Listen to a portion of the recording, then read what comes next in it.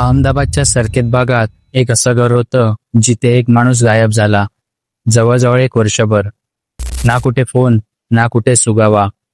पण जेव्हा पोलिसांनी त्या बंद घराच्या स्वयंपाकघरातल्या फरशा उकलल्या, तेव्हा एका अशा गुन्ह्याचा उलगडा झाला जो न्यायाच्या इतिहासात नोंदला जाईल. ही आहे समीर अन्सारीच्या हत्येची सत्यकथा, जिथे खुनी त्याच्या सर्वात जवळचे होते. ही आहे विश्वासघात, प्रेम आणि एका अशा प्रकारची गोष्ट जी एक वर्षभर जमिनीखाली लपलेली होती. समीर अन्सारी, वय सुमारे 32 वर्ष, एक सामान्य मध्यमवर्गीय माणूस जो सरकेजमध्ये त्याची पत्नी रुबी सोबत राहत होता. शेजारच्यांच्या म्हणण्यानुसार समीर शांत स्वभावाचा होता, पण घराच्या आत कथा वेगळीच होती. समीरच्या शेजाऱ्यांनी सांगितलं, तो बहुतेक घरीच असायचा.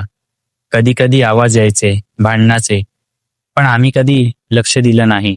2023च्या सुरुवातीला समीर अन्सारी अचानक दिसेनासा झाला. नातेवाईक आणि मित्र चिंतेत होते, पण रुबीने सगळ्यांना एकच उत्तर दिलं की समीर कामासाठी बाहेरगावी गेला आहे. महिनोमहिने कुठलीच तक्रार नाही, कारण रुबीने अतिशय हुशारीने सगळ्यांना समजावून सांगितलं होतं की समीर दुबईला कामाला गेला आहे. पण खरं सत्य हे होतं की रुबीच्या दुसऱ्या एका व्यक्तीशी बेकायदेशीर संबंध होते. त्याचं नाव होतं इम्रान वाघेला.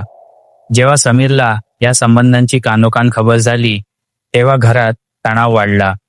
कथितरित्या समीर रुबीला या कारणामुळे मारहाण करायचा. रुबीने आपल्या पतीला एक अडथळा समजलं आणि तिला हा अडथळा दूर करायचा होता. एका रात्री समीर कामावरून दमून भर पावसात भिजून घरी आला आणि त्याला भूक लागलेली असल्या कारणाने त्याने रुबीकडे जेवण मागितलं. रुबीने त्याच्या जेवणामध्ये गुंगीच्या गोळ्या मिक्स केल्या आणि त्याला जेवायला दिले. समीर अनकॉन्शियस झाला आणि तो तिथेच बेशुद्ध होऊन पडला. त्याच रात्री रुबीने इम्रान वाघेला आणि त्याचे 2 नातेवाईक रहीम आणि मोहसिन यांना घरी बोलवलं. समीरला अंदाजही नव्हता की ही त्याच्या आयुष्यातली शेवटची रात्र असेल. पोलीस तपासाच्या आधारावर इम्रानने प्रथम समीरचा गळा चिरला, मग तिघांनी मिळून त्याच्या शरीराचे तुकडे केले. हे सगळं स्वयंपाकघरात घडलं. मग त्यांनी स्वयंपाकघराच्या फरशीत एक खड्डा खोदला, मृतदेहाचे तुकडे पुरले आणि वरून सिमेंट आणि फरशा लावल्या. बाहेरून कोणी पाहिलं तर अगदी सामान्य स्वयंपाकघर दिसायचं. रुबीने या गुन्ह्यानंतरही अगदी सामान्य जीवन जगलं. कुणाला शंका आली नाही. घर बंद करून टाकलं गेलं आणि रुबी कुठेतरी दुसरीकडे शिफ्ट झाली. सरकेचं ते घर आता सुनसान पडलं होतं. मग सुमारे 3 महिन्यांपूर्वी 2024च्या मध्यात अहमदाबाद क्राईम ब्रँचला एक गुप्त खबर मिळाली. कोणीतरी कळवलं की समीर अन्सारी खूप दिवसांपासून बेपत्ता आहे आणि कदाचित त्याची पत्नी आणि त्याचे साथीदार यात सामील आहेत. पोलीस ऑफिसर इंटरव्ह्यूमध्ये म्हणाले, जेव्हा आम्हाला ही माहिती मिळाली, आम्ही लगेच केस उघडली. रुबी आणि तिच्या साथीदारांची बॅकग्राऊंड चेकिंग सुरू केली. क्राईम ब्रँचने प्रथम समीरचे फोन रेकॉर्ड्स तपासले. त्याचं शेवटचं लोकेशन सरकेज परिसरात होतं. त्यानंतर सिग्नल बंद झाला. सीसीटीव्ही फुटेजमध्ये समीरला शेवटच्या वेळी त्याच्या घराजवळच पाहिलं गेलं होतं. रुबी आणि इम्रानच्या फोन रेकॉर्ड्सवरून कळलं की हत्येच्या आसपासच्या दिवसात खूप कॉल्स आणि मेसेजेस झाले होते. लोकेशन डेटाने पुष्टी केली की तिघेही आरोपी त्या रात्री पीडिताच्या घरीच होते. नोव्हेंबर 2024च्या एका रात्री क्राईम ब्रँचने सरकेजच्या त्या बंद घरावर छापा टाकला. जेव्हा तपासक स्वयंपाकघरात पोचले, त्यांनी फरशीच्या टाईल्स काळजीपूर्वक पाहिल्या. टाईल्सचा एक भाग इतरांपेक्षा वेगळा दिसत होता. सिमेंटचा रंगही किंचित भिन्न होता. पोलिसांनी तात्काळ उत्खनन सुरू केलं. जेव्हा फरशी तोडून खोदली गेली, तेव्हा खालून हाडं आणि कुजलेले अवशेष सापडले.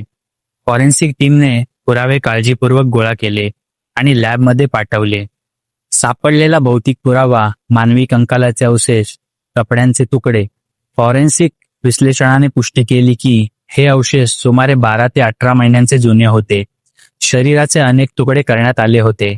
DNA सॅम्पल पीडिताच्या कुटुंबातील सदस्यांशी जुळले. हे समीर अन्सारीचे अवशेष होते. कपड्यांचे तंतू आणि तुकडे देखील सापडले, जे पीडिताच्या आधीच्या ओळखीच्या कपड्यांशी जुळत होते.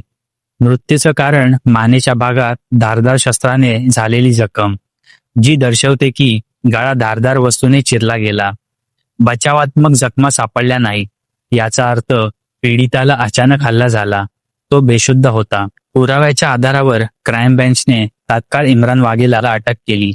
चौकशी दरम्यान इम्रानने सुरुवातीला नाकारलं, पण जेव्हा डिजिटल आणि फॉरेन्सिक पुरावे दाखवले गेले तेव्हा तो तुटला. पोलीस ऑफिसर्सना त्याने कबुली दिली की त्यांनीच मिळून समीरला मारलं. रुबीने योजना आखली होती. इम्रानने अंमलबजावणी केली. रुबी आणि उर्वरित 2 आरोपी रहीम आणि मोहसिन आता पोलीस कस्टडीमध्ये आहेत. ही केस सोडवणं अवघड होतं, कारण मृतदेह इतक्या व्यावसायिक पद्धतीने लपवला गेला होता की माहिती मिळाली नसती तर कदाचित ते कधीच कळलं नसतं. डिजिटल पुरावा महत्त्वपूर्ण होता. फोन रेकॉर्ड्स, लोकेशन डेटा आणि सीसीटीव्ही फुटेजने टाइमलाईन स्थापित केली. फॉरेन्सिक पुराव्याने अंतिम खेळ ठोकला. डीएनए जुळणी, शरीर कुजण्याचं विश्लेषण आणि सिमेंट डेटिंगने नक्की सांगितलं की कधी आणि कसा गुन्हा घडला. इम्रान वाघेला यावर हत्या आणि कट रचण्याचे आरोप लावले आहेत. केस सध्या कोर्टात प्रलंबित आहेत. रुबी आणि उर्वरित 2 आरोपी देखील पोलीस कस्टडीमध्येच आहेत. जेव्हा ही बातमी मीडियामध्ये आली तेव्हा संपूर्ण गुजरातमध्ये धक्का बसला. लोकांना विश्वासच बसत नव्हता की कोणी इतक्या नियोजनाने आपल्याच पतीला संपवू शकतं.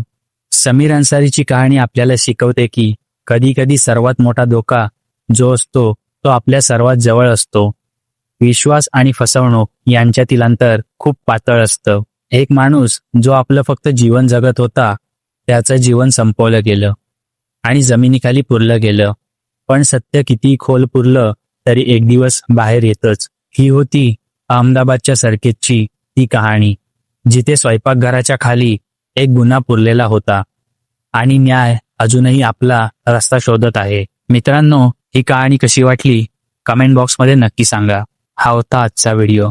व्हिडिओ जर आवडला असेल तर व्हिडिओला लाईक करा आणि चॅनलला सबस्क्राईब करा. भेटूया पुढच्या भागात.